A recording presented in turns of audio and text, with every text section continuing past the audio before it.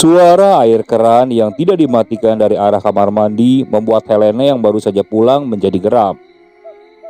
"Matikan air setelah digunakan, apa harus diajari juga?" teriak Helene. Setelah meletakkan tasnya dengan kasar di atas meja, dia langsung berjalan ke arah kamar mandi yang terlihat sudah banjir. Air melebar sampai keluar melalui celah di bawah pintu. Padahal kamar mandi di rumah itu dibuat lebih rendah daripada lantai dapur dan juga memiliki pembatas yang lumayan tinggi. Jadi hanya lupa mematikan air keran beberapa menit saja, maka airnya tidak akan banjir sampai keluar. Tak berapa lama Helene berteriak dan suaminya yang baru saja datang meletakkan sepatu di atas rak menjadi kaget. Ia langsung berlari mendekati Helene yang sudah terduduk dengan wajah pucat. "Ada apa?" tanya suaminya.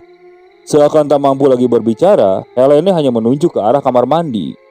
Saat suaminya membuka pintu kamar mandi itu, terlihat sesosok tubuh sudah berbaring tak berdaya di sana. Di pergelangan tangannya terlihat luka sayatan yang sudah tak lagi mengeluarkan darah. Helene menangis terisak-isak. Tubuhnya gemetar melihat apa yang terjadi pada adiknya. Sementara itu, suami Helene yang juga ikut panik kemudian berlari keluar rumah untuk meminta bantuan pada tetangga. Setelah tetangga berdatangan, mereka langsung membantu Marjo dan Helene. Seusai kejadian itu, kepribadian Helene kini menjadi sangat berubah. Dia sering melamun, marah-marah tidak jelas, menangis tanpa sebab.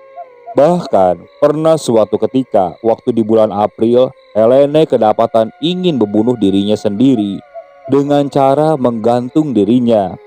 Untungnya, Marjo datang pada waktu yang tepat, sehingga tindakan Helene berhasil dihentikan.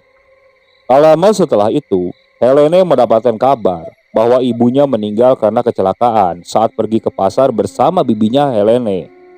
Tak hanya ibunya, bibinya yang sempat dibawa ke rumah sakit pun ternyata juga meninggal beberapa saat setelah sampai di rumah sakit. Dengan kepergian ibunya, hidup Helene semakin terpuruk. Ditambah perasaan aneh yang dia rasakan selalu muncul saat dia sendirian.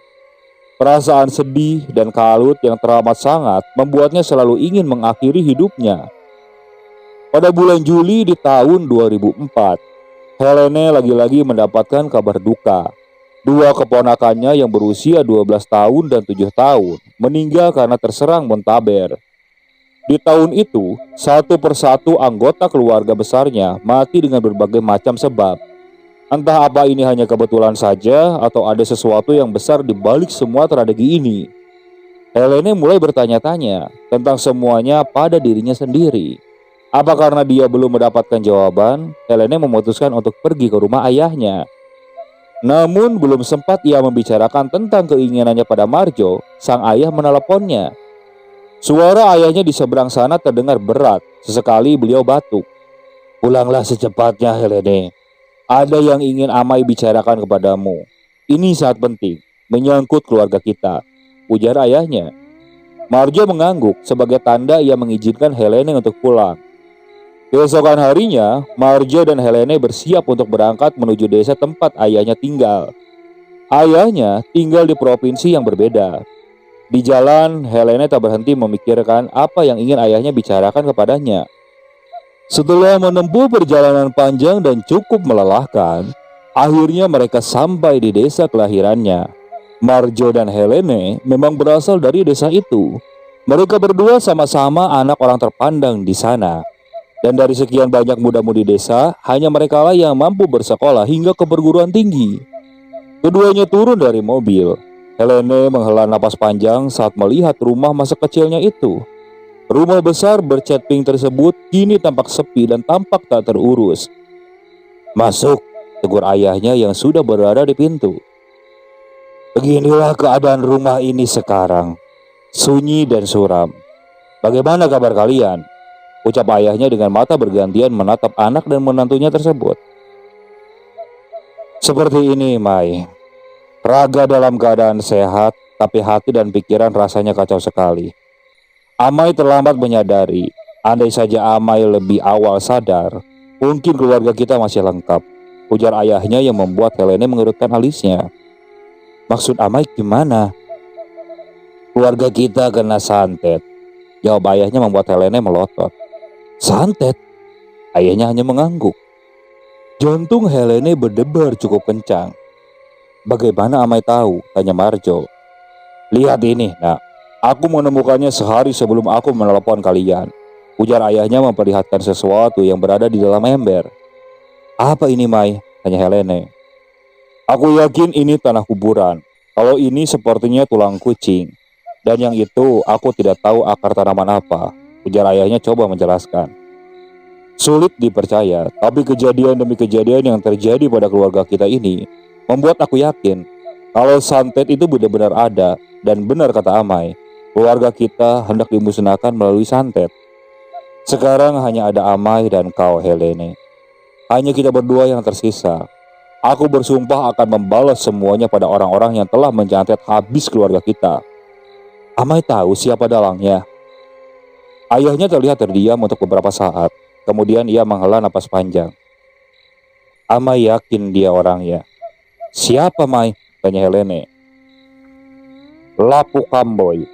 Ujar ayahnya menyebutkan sebuah nama yang membuat Helene ternganga. Hah? Marjo pun ikut kaget mendengar sebuah nama yang disebutkan oleh ayah mertuanya tersebut. Bagaimana tidak?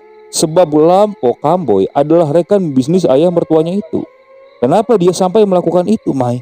Apa alasannya? Bukankah dia itu membantu bisnis Amai? Tanya Helene seakan tak mempercayainya. Yang aku tahu, Lapu Kamboy lah yang membuat santet ini. Tapi aku yakin dia melakukannya pun karena terdesak. Dan ada dalang yang jauh lebih kuat lagi di balik Lapu Kamboy, ujar ayahnya dengan gigi gemertak. Helene bergidik ngeri. Seberapa kuatkah dalang itu hingga mampu membuat Lapu Kamboy yang dikenal sebagai orang baik itu sanggup melakukan santet untuk membunuh keluarga sahabatnya sendiri? Aku tidak akan melepaskan mereka. Akan kubabat habis sampai ke akar-akarnya, ujar ayahnya dengan raut wajah penuh kebencian. Haruskah, Mai? Bagaimana kalau sesuatu terjadi pada Amai? Amai akan selidiki lebih dulu, supaya kita tahu siapa yang membuat Lapu Kamboy berkhianat. Bila Amai sudah mengetahuinya, maka barulah kita melakukan rencana selanjutnya. Dan rencana itu, Amai membutuhkan bantuanmu. Helene terdiam. Ini terlalu berbahaya pikirannya. Apa rencana Amai? Tanya Helene. Ayahnya menatap Helene yang tampak gelisah. Ia memaparkan rencananya yang membuat Helene langsung menolak. Tidak, Mai, itu terlalu bahaya, ujar Helene. Lene, apa kau tidak berpikir bagaimana sakitnya keluarga kita? Satu persatu nyawa keluarga kita direnggut dengan paksa. Apa kau tak ingin membalaskan rasa sakit mereka? Apa kau hanya pasrah menunggu giliran kematian kita berdua? Helene menggeleng. Kita tak ada pilihan lain, ujar ayahnya. Beberapa saat kemudian di tempat yang lain, semilir angin yang berhembus mengundang rasa kantuk pada Helene dan Marjo yang saat itu berada di sebuah perkebunan karet. Perkebunan karet yang mempunyai luas berhektar-hektar itu adalah milik keluarganya. Terlihat di sana para penuri atau penyadap tengah bekerja. Helene keluar dari mobil untuk menyaksikan lebih dekat pekerjaan dari para pegawainya itu dalam menggoreskan pahat pada pohon karet. Helene tersenyum ramah pada orang-orang itu yang berada di sana. Rasanya mampu untuk sejenak menenangkan kemelut di hatinya. Setelah ayahnya datang bersama seorang pekerja, Helene pun bergegas untuk menghampiri mereka. Tolong ya, Hen, jangan sampai ada yang tahu kalau aku pergi, pesan ayahnya pada orang itu. Orang itu mengangguk. Bapak tenang saja. Saya akan merahasiakan semuanya. Setelah menyelipkan beberapa lembar uang kertas di tangan orang itu, ayahnya pun segera masuk ke dalam mobil. Mereka bertiga pergi meninggalkan perkebunan karet tersebut. Jalanan yang mereka lewati tampak rusak dan berlubang. Di sisi kiri kanan jalan pun hanya terlihat jejeran pohon-pohon besar yang menjulang tinggi, hingga membuat cahaya matahari terhalang. Mereka memasuki area desa yang sangat terpencil. Hingga mobil pun tak bisa masuk melewati jalan yang mengarah ke area rumah-rumah warga. Alhasil, mereka pun meninggalkan mobil di atas desa, kemudian berjalan kaki untuk ke sana. Mas Anderson, ujar seorang pemuda desa yang bertanya pada ayahnya Helene. Iya. Ikut saya, Pak, ujar pemuda itu lagi. Meski tak kenal dengan pemuda itu, tapi mereka bertiga tetap mengikutinya. Mereka diajak menaiki sampan untuk menyeberangi sungai. Dan setibanya di seberang sungai, mereka disambut oleh seorang lelaki parubaya. "Sanderson, saat aku tahu kau akan kemari, aku sudah mempersiapkan semuanya untuk menyambutmu," ujar lelaki parubaya itu, diiringi tawa yang membuat Helene merinding. Saat mereka masuk ke dalam rumah itu, Helene merasakan suhu tubuhnya meningkat. Ia berkeringat sangat banyak, bahkan wajahnya memerah karena kepanasan. "Minumlah air kelapa ini," ujar lelaki parubaya itu memberikan segelas air kelapa pada Helene. Helene menerima gelas itu dengan tangan gemetar. Tangannya seolah-olah tak terkendali saat gelas itu hampir menyentuh bibirnya. Di saat yang bersamaan, si lelaki tua itu langsung menarik rambut Helene, membuat Marjo yang sedang minum langsung tersedak. Begitupun dengan ayahnya Helene. Ia terlihat bingung dengan perlakuan si lelaki tua terhadap Helene. "Ada apa ini, Den?" Tiba-tiba Helene tertawa terbahak-bahak. Terjebak kamu. Ujar Helene tertawa terbahak-bahak. "Aku sudah tahu. Sejak awal kau kemari, aku sudah tahu kau ada," balas lelaki parubaya yang bernama Dehen tersebut. Helene mengerang ketika air kelapa itu disiramkan ke atas kepalanya. Dan beberapa saat kemudian, Helene tak sadarkan diri. "Apa anakku akan baik-baik saja?" tanya ayahnya Helene. "Aku tidak yakin, sebab tubuhnya sudah diambil alih sepenuhnya oleh sosok ohang peliharaan yang dikirim oleh Lapu." Tampak jelas raut kesedihan dari Marjo dan Pak Sanderson setelah mendengar jawaban dari Ongko Hendehe. Rintik hujan di luar terdengar semakin lebat. Suasana di luar yang gelap gulita dan hanya dikelilingi oleh pepohonan membuat nyali Marjo menciut. Terlebih ketika ayah mertuanya dan Ongko Dehem pamit keluar entah kemana. Untungnya keadaan Helene cukup tenang setelah disiram air kelapa tadi, dan Marjo pun bisa mengistirahatkan matanya. Saat ia terlelap, Marjo dibangunkan oleh kedatangan ayah mertuanya dan Ongko Dehem. "Helene kemana, Jo?" tanya Pak Sanderson ketika melihat Helene sudah tak berada di sana. "Loh, tadi istriku masih ada di sana," ujar Marjo. "Dia tidak akan jauh dari sini, karena area rumahku sudah kupagari," ujar Ongko Dehen yang lantas keluar dari rumahnya untuk mencari keberadaan Helene. "Dehen, kami ikut," ujar Pak Sanderson. Ongko Dehen mengangguk. Lalu mereka bertiga mulai menyusuri area sekitar untuk mencari keberadaan Helene. Tapi rupanya benar yang dikatakan oleh Ongko Dehen. Sebab tak seberapa jauh, mereka menemukan Helene yang sudah tergeletak tak sadarkan diri. "Dehen, sebenarnya aku bingung dengan anakku. Kenapa sampai tubuhnya dikuasai oleh makhluk itu? Apa sebenarnya yang mereka inginkan?" tanya Pak Sanderson ketika mereka sudah sampai di rumah. "Ini masih ada hubungannya dengan usahamu. Usahamu itu maju. Saat ini banyak kan yang berbondong-bondong ingin bekerja sama denganmu. Dan beberapa di antaranya ialah yang mengarah Lapo Kamboy untuk menyantet keluargamu. Mereka ingin kalian semua mati hingga yang tersisa hanyalah anakmu itu. Dan karena anakmu sudah dikuasai makhluk peliharaan mereka, tentu saja akan jauh lebih mudah untuk mengambil alih semua usahamu." "Dehen tahu siapa orang-orang itu selain Lapo Kamboy?" Ongko Dehen tertawa. Mata tuanya menatap lekat kepada mata Pak Sanderson. "Kalau kau beritahu, kau pasti akan terkejut." "Siapa, Dehen?" tanya Pak Sanderson. "Bajo, Naun, dan Ugang. Mereka lah dalang sesungguhnya di balik semua itu." Pak Sanderson tampak lemas mendengar nama-nama yang disebutkan oleh Ongko Dehen. "Kau kaget bukan? Mereka itu seperti bunglon, pintar dalam berkamuflase. Aku ingin mereka merasakan apa yang keluargaku rasakan. Dehen, aku benar-benar bermohon kepadamu. Aku minta bantuanmu," ujar Pak Sanderson tampak berapi-api. "Kau tenang saja. Aku pasti akan membantumu." "Tapi Helene bagaimana? Bagaimana nasib Helene? Sekarang ini hanya dia yang aku miliki. Hanya dia keluargaku satu-satunya. Aku tak ingin dia mati seperti adik dan inainya, seperti keluarga kami yang lain. Kita hanya perlu memutarbalikkan keadaan ini dan membuat mereka terjebak dalam perangkap yang kita buat. Dan setelahnya, aku bisa mengambil alih ohang itu dan memerintahkan untuk berbalik menyerang tuannya," ujar Ongko Dehen. Marjo yang dari tadi mendengarkan kini mulai ikut berbicara. "Kalau ada yang bisa saya bantu, katakan saja. Saya akan melakukan apapun demi istri saya," ujar Marjo. Kamu tidak perlu terlibat dalam rencana ini, tapi tetaplah kau di samping istrimu. Jaga dia hingga semua rencana kami berhasil, ujar Ongkodehen. Marjo pun mengangguk. Tiba-tiba Helene terbangun. Suaranya terdengar parau. Sakit, sakit sekali, sakit, rintinya. Untuk sementara ini, kamu jangan tertipu dengan tipu daya Ohang yang berada di dalam tubuh istrimu. Dia akan melakukan apapun agar bisa terbebas dari sini. Karena saat berada di sini, dia benar-benar terkurung dan tak bisa keluar melewati pagar yang telah kupasang. Tapi apa istriku akan baik-baik saja diikat seperti ini? Ini semua demi kebaikan kita, demi keselamatan kita. Ohang yang berada di tubuh istrimu akan membunuh kita jika ada saja kesempatan sedikit. Marjo menghela napas panjang. Ia menatap wajah istrinya. Mata dan kulit wajah Helene tampak masih merah.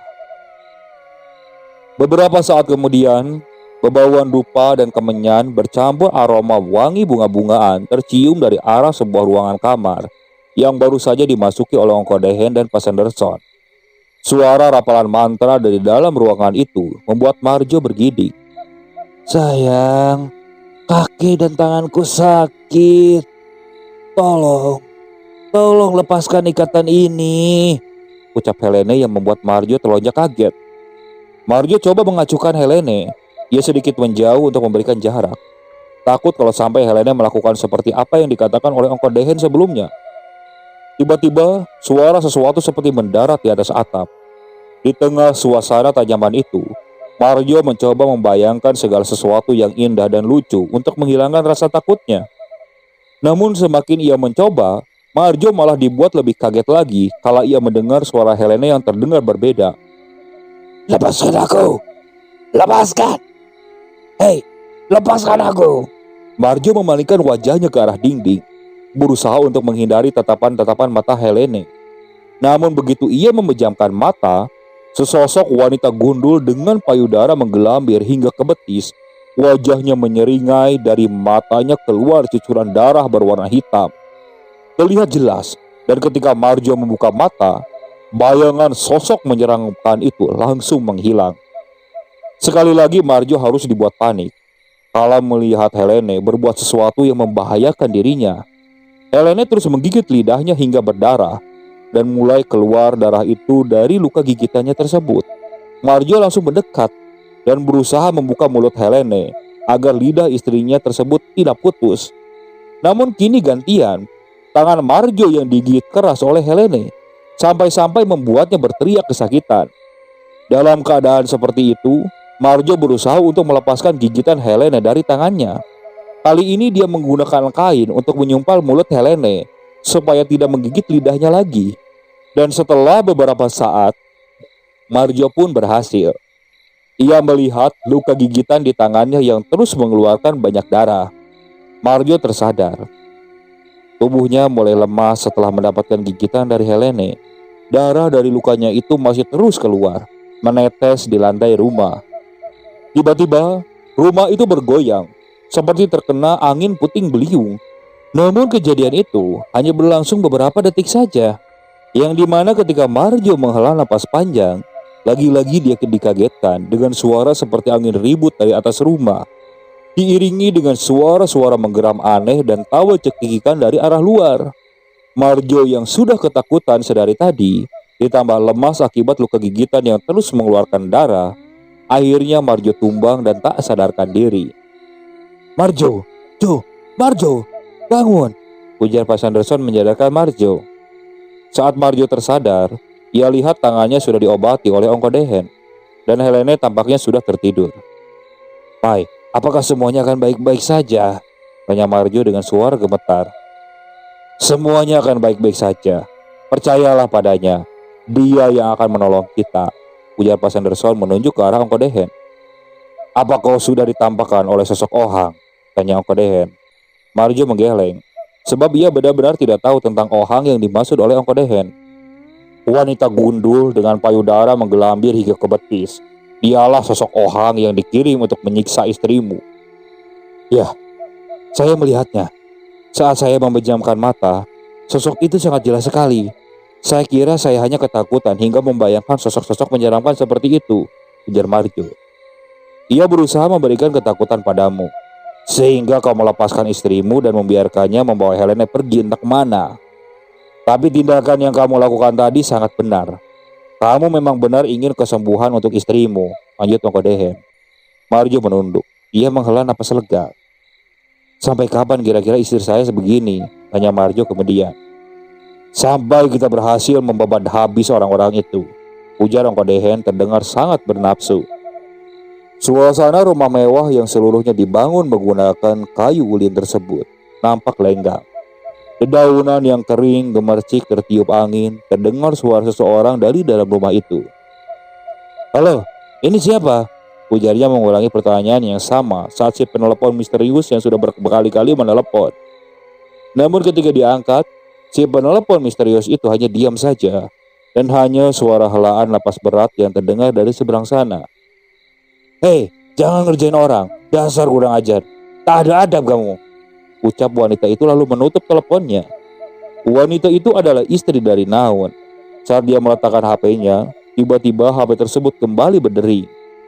Bosan merasa dikerjai, akhirnya wanita itu melepaskan kartunya dan membiarkan HP itu tergeletak di atas meja dalam kondisi mati. Ia berjalan ke arah dapur untuk mengambil makanan sisa tadi dan berniat menghabiskan makanan itu sambil bersantai membaca buku novel. Namun baru saja ia hendak membuka tudung saji, tiba-tiba terdengar suara keran air yang menyala dari arah dapur. Loh, kok rusak lagi? Gumamnya dengan nada kesal. Tiba-tiba terdengar suara botol minum yang jatuh tersenggol piring hingga pecah dan membuat si wanita itu terkejut. Ada-ada aja, jadi nambah kerjaan, ujarnya lalu membereskan pecahan piring tersebut. Tiba-tiba terdengar suara lagi HP yang sedang berbunyi yang berada di atas meja. Meja tersebut berada di sampingnya. Saat dia beranjak untuk mengangkat telepon itu, barulah dia tersadar kalau HP-nya ada di kamar di dalam kondisi mati setelah ia cabut kartunya. Bagaimana mungkin HP yang mati tiba-tiba berdering dan berpindah tempat dengan sendirinya?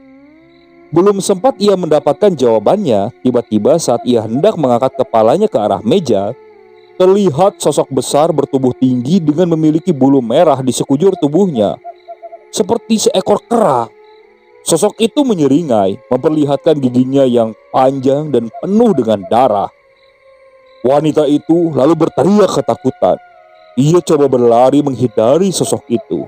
Namun kemanapun ia berlari, sosok tersebut bisa menemukannya. Sementara ia terus-menerus berlari menyelamatkan diri dari kejaran sosok makhluk itu, dari arah luar rumahnya, terlihat sebuah kendaraan roda 2 datang memasuki halaman. Pemuda itu mengeluarkan kunci rumah dari sakunya, dan setelah pintu terbuka, ia pun masuk ke dalam rumah dengan tenang. Namun ketika hendak ia masuk ke dalam kamar, pemuda itu terlihat bingung dengan noda darah di gagang pintu. Ia masuk ke dalam kamar dengan penuh kewaspadaan, takut kalau-kalau rumahnya dimasuki oleh perampok. Ia melihat sekeliling kamar, namun tak ada apapun yang mencurigakan. Semua barang-barang masih tersusun rapi di tempatnya semula. Namun saat ia duduk di atas ranjang, tiba-tiba sebuah tangan mencengkram kakinya dengan sangat kuat. "Shh, jangan berisik, dia ada di luar," ujar si wanita ketika pemuda itu melihat ke bawah ranjang. "Inai, sedang apa di situ?" tanya pemuda itu yang ternyata merupakan anak dari wanita tersebut. "Shh, jangan berisik, cepat bersembunyi. Kau dengar suara itu? Dia masih ada di luar," ujar ibunya yang terlihat ketakutan. "Dia siapa, Inai? Tak ada siapa-siapa di sini. Sebaiknya sekarang Inai keluar. Aku sedang tidak ingin bergurau. Aku tahu Inai hanya ingin mengerjaiku kan?" Tiba-tiba ibunya berteriak ketakutan hingga membuat pemuda itu kaget. Merasa ibunya hanya mengerjainya, akhirnya pemuda itu keluar dari kamar dan membiarkan ibunya yang masih berteriak-teriak ketakutan di bawah ranjang. Namun hal yang sangat mengerikan terjadi. Baru saja si pemuda membuka tudung saji, tiba-tiba terdengar suara teriakan kesakitan dari dalam kamarnya. Ketika dia coba mengacuhkan suara itu lagi, tapi lagi-lagi suara jeritan kesakitan terdengar. Akhirnya ia kembali ke dalam kamar untuk menegur ibunya yang masih dia anggap bergurau tersebut. Akan tetapi ketika pintu dibuka, ia disuguhkan dengan pemandangan mengerikan. Darah berceceran di lantai, dan ibunya sudah tak sadarkan diri dengan gunting yang masih berada di genggamannya. Tentu saja ia sangat kaget, panik dan ketakutan melihat keadaan ibunya yang sudah seperti itu. Sementara di tempat lain, senyum puas terlihat dari Pak Sanderson kala menerima panggilan dari seseorang. "Bagaimana?" tanya Ongko Dehen. Pak Sanderson mengangguk. Sementara Marjo yang melihat mereka hanya terdiam karena tak tahu apa yang sudah dibicarakan oleh ayah mertuanya tersebut. "Satu persatu, sampah sudah kita singkirkan," ujar Pak Sanderson. "Hahaha, tinggal sapu habis sampah-sampah yang lain," saut Ongko Dehen tertawa. Keduanya tertawa, tawanya begitu puas terdengar. Sementara di tempat lain, "Daun sudah mati," ujar seorang lelaki berbadan besar dengan kumis tebal menghiasi atas bibirnya, yang tak lain merupakan seseorang bernama Bajo. "Bagaimana dengan ohangmu?" ujar lelaki bertubuh kurus yang memiliki bercak-bercak seperti bekas cacar di wajahnya. "Tidak pernah pulang. Kurasa Sanderson sudah tahu dan mulai mengincar kita untuk membalaskan dendam," ujar Pak Bajo terlihat mulai panik. "Kalau begitu, kita harus melakukan sesuatu agar keluarga kita tetap aman. Ya, secepatnya kita harus segera melakukan perlawanan." Malam itu di sebuah rumah kecil, terlihat 3 orang yang tengah duduk bersila. Di hadapan mereka tersusun rapi berbagai macam barang yang digunakan untuk ritual. "Aku tidak bisa melihat mereka.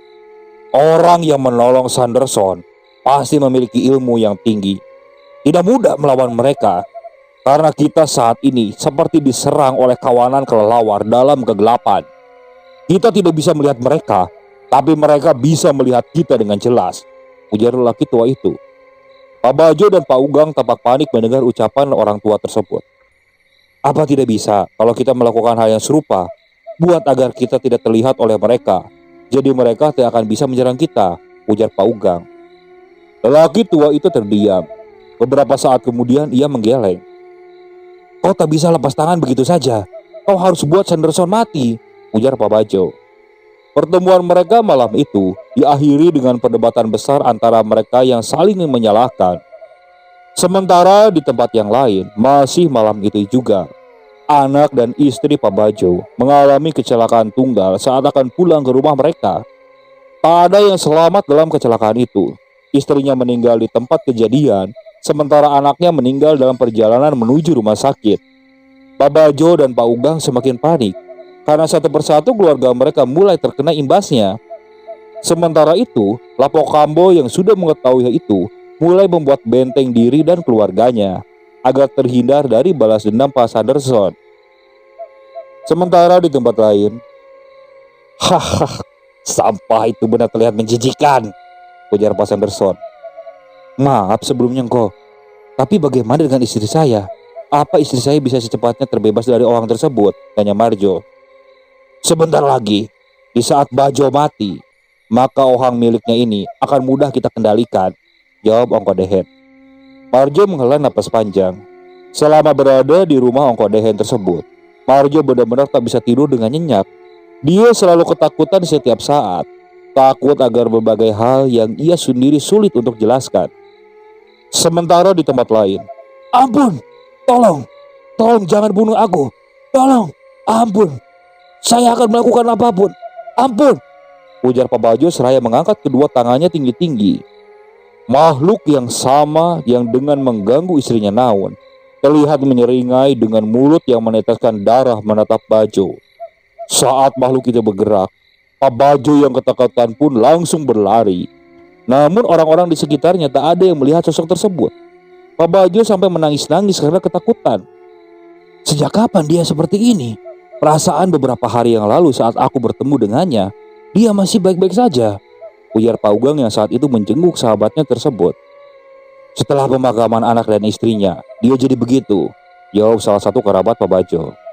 Mendengar jawaban itu, Pak Ugang terdiam.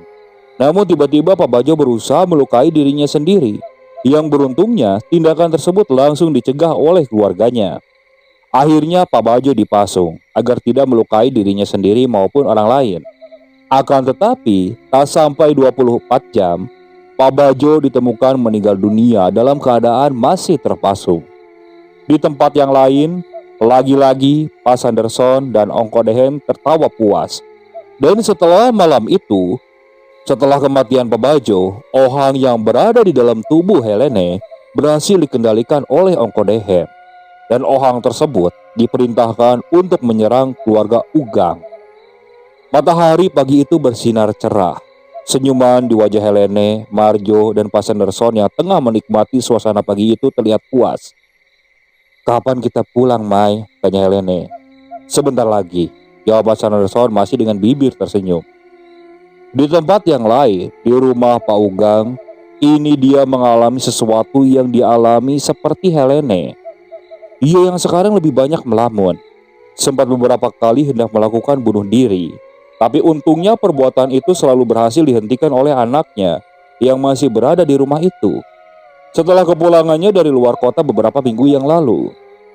"Mai, Inai sudah tidak ada. Sekarang aku hanya punya Amai. Dan kalau sampai Amai tak ada lagi di dunia ini, bagaimana aku bisa melanjutkan hidup?" Kisah anak Pak Ugang yang masih memeluk sang ayah. "Inaimu mati gara-gara Amai. Amai pantas mati. Amai pantas mati." Entah mendapatkan petunjuk dari mana, tapi anak Pak Ugang yang sepertinya menyadari bahwa yang terjadi pada keluarganya dan juga pada keluarga teman-temannya adalah sebuah santet yang mengerikan. "Kau bisa bantu aku kan?" tanya anak Pak Ugang pada salah satu temannya. "Pasti, aku akan membantumu." Ia dan temannya berencana untuk mencari seseorang yang bisa memusnahkan santet yang sekarang sedang menyerang keluarganya itu. Namun belum sempat mereka menemukan orang yang bisa memusnahkan santet itu, anak Pak Ugang mengalami kecelakaan tunggal hingga membuatnya meninggal di tempat. Karena kematian anak itulah Pak Ugang semakin terpuruk. Bayang-bayang rasa bersalah dan ketakutan semakin gencar menghantuinya. Akhirnya tak selang berapa lama, Pak Ugang ditemukan gantung diri di dalam kamarnya oleh salah satu kerabatnya yang datang menjenguk. Keluarga Naun, Pak Bajo, dan Pak Ugang musnah akibat santet yang dikirim oleh Pak Sanderson yang balas dendam atas kematian keluarganya. "Bagaimana dengan Lapuk Lambai?" tanya Ongko Dehem. "Biarkan saja dia dulu merasa aman untuk sementara. Karena aku tak ingin dia mati dengan cepat. Aku ingin dia tersiksa dulu. Kau paham maksudku kan?" Ongko Dehem mengangguk sambil terus menghisap rokoknya. Aroma tembakau linting memenuhi ruangan itu. Lapuk Kambo yang merasa aman-aman saja lantas mulai berpikir bahwa perlindungannya sangat kuat sehingga Pak Sanderson dan dukunya tak bisa menembusnya. Karena pikiran itulah Lapuk Kambo mulai bekerja seperti biasanya. Ia juga membolehkan keluarganya untuk melakukan aktivitas di luar rumah. Sehingga akhirnya 3 hari setelah itu, satu persatu keluarganya berjatuhan. Dimulai dari anaknya yang meninggal karena tenggelam di sungai. Padahal anaknya itu sangat pandai berenang.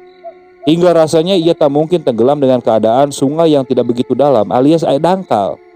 Lapuk Kambo terguncang. Ia selalu bersedih dan melamun setelah kematian anak kesayangannya itu. Tak mau keluarganya yang lain ikut menjadi korban.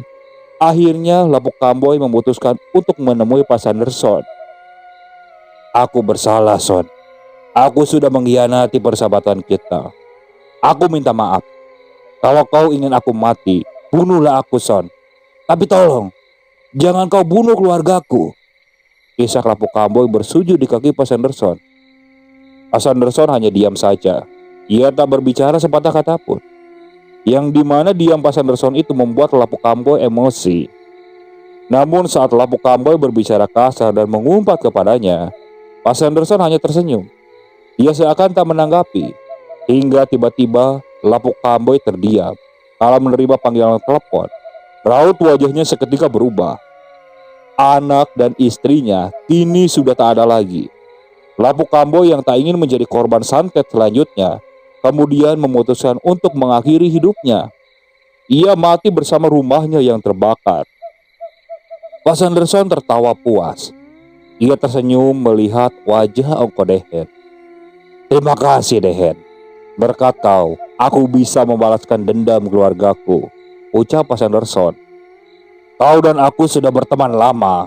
Tak perlu kau ucapkan terima kasih kepadaku. Anggap saja apa yang kulakukan ini untuk keluargaku." Pak Sanderson tersenyum. Ia memberikan sertifikat kebun karetnya kepada Ongko Dehen. "Ambillah, ini kuhadiahkan untukmu, untuk persahabatan kita." "Sanderson, bawalah kembali sertifikat ini bersamamu.